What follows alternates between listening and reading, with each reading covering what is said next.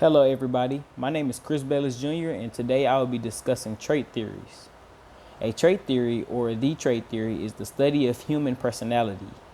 Due to there being questions of why many people act the way they do, trait theorists dedicated their research to study more about these personalities. Simply put, a trait theorist believes that people have certain traits or characteristics.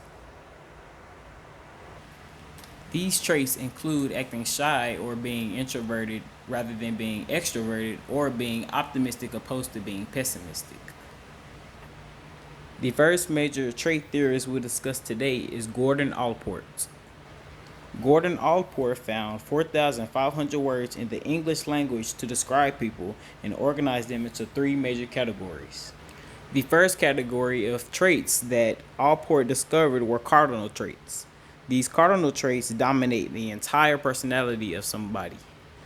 The second group of traits that Allport discovered were central traits, which make up bits and pieces of our personality. And the last groups of traits that Allport discovered were secondary traits, which are less obvious or consistent traits. These were only present under certain circumstances. And that concludes Gordon Allport's findings.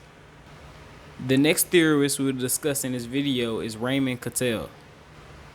Raymond Cattell narrowed Allport's list to about 171 traits. Allport had 4,500 and he made them narrower or more easy to understand. He identified 16 dimensions of personality, and they were all scored on a continuum. And that concludes a simplified version of Raymond Cattell's research.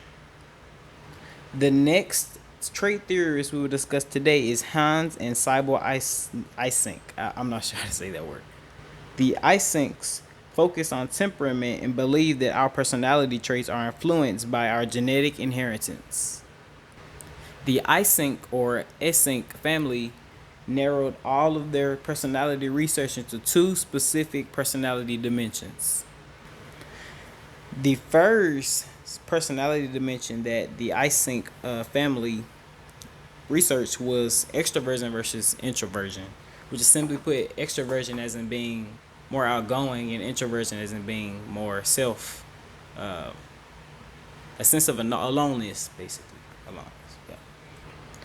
Extroversion versus introversion can be defined simply by as an extroversion being more sociable against being more introverted, or having the need to be alone or solitary, like solitary behaviors.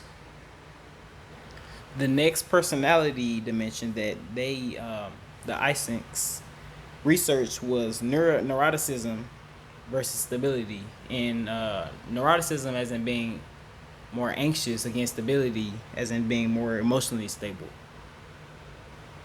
The Eysencks proves that in this personality dimension that if someone is high in neuroticism, they have a more sympathetic nervous system against someone with a more stable personality are more emotionally stable. And it doesn't occur for everybody. It's always different. It depends on the rest of the personality traits, as mentioned before. And that concludes only a small part of personality traits that these researchers have researched over time. And this also concludes my trait theorist video. Have a good day.